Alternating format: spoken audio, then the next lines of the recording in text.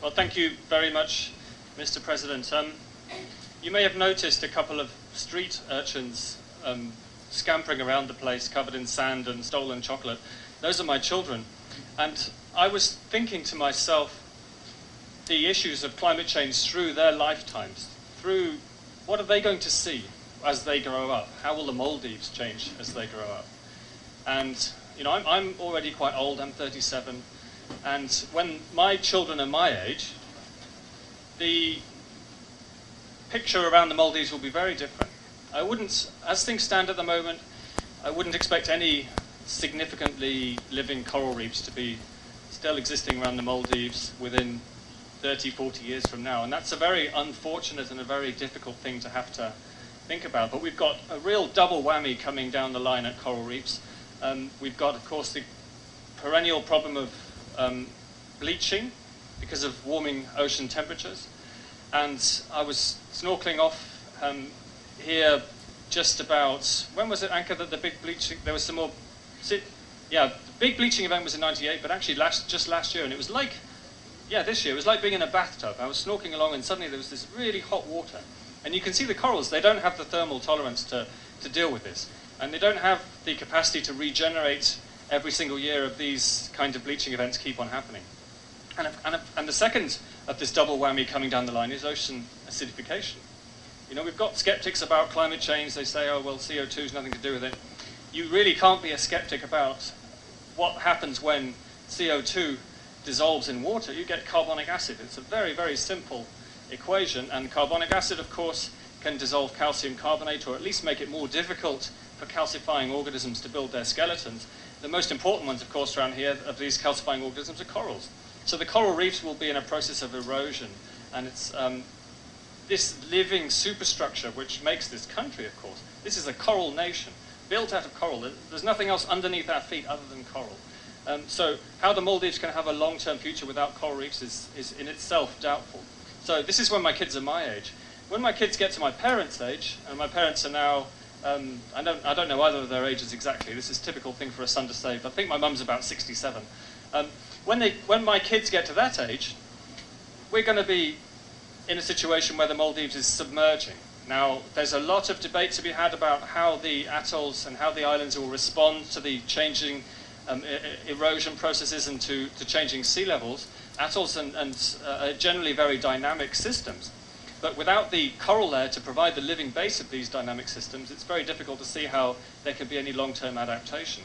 So the Maldives will be, if we don't act, will be wiped off the map by the end of the century. So my kids will see the disappearance, the submergence of this nation, potentially. Now, how can we avoid this?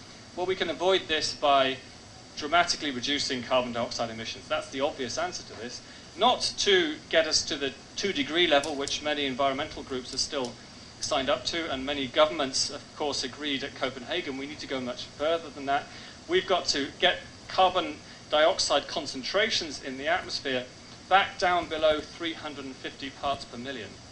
This is the planetary boundary which has been identified by an international team of scientists. And this, if you like, is a law of nature. This isn't something that we can decide politically at the next COP, I know, COP27. This is something that nature has already defined for us. This is the limit that the Earth system can tolerate of our interference with the carbon cycle and with the climate. So we must get emissions down to such a level that we can be on a path to get back to 350. Of course, carbon in the atmosphere now is about 389, about 390. So we've got to get on this path. We have to be carbon neutral as a world, right, by mid-century, by 2050, and carbon negative thereafter. So we've got to figure out ways to take this extra carbon dioxide, which is accumulated in the atmosphere, out, put it underground in the oceans. I don't care. We've got to think about ways to actually get back within this zone of safety. Now, which countries in the world are leading the way to carbon neutrality? Which countries are actually on the path here that science demands if we're ever to get back to this 350 parts per million safety zone? Well, there's actually an increasingly long list. The Maldives was, of course, the first. We trump Costa Rica by 1 year. Costa Rica wants to be carbon neutral by 2021.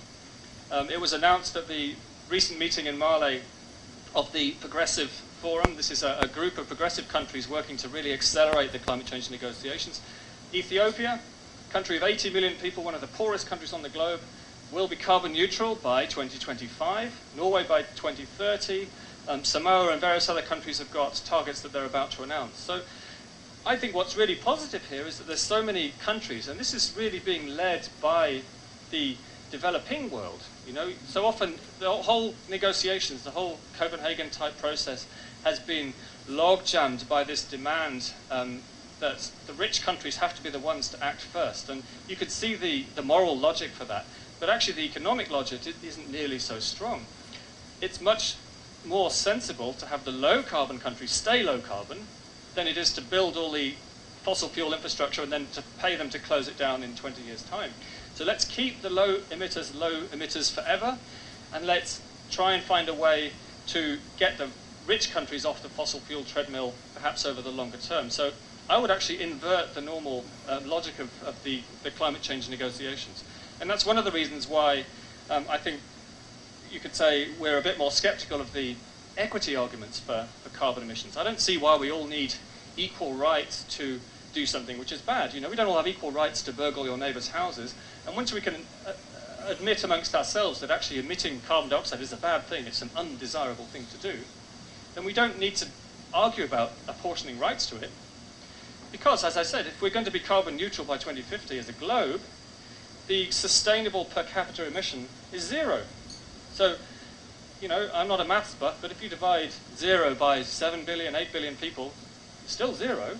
So, you know, what are we arguing about here? We just all have to get back down to that 0 level as quickly as possible with the resources that we have at our disposal. Now, the Maldives is going to be in the forefront of this, and I think if there's one thing that this country has to demonstrate to the whole of the world, has to demonstrate it to China, has to demonstrate it to India, has to demonstrate it to African countries which are also on an increasingly rapid growth trajectory, it has to demonstrate that there is no trade-off necessarily between equity, between survival rather, and between and development.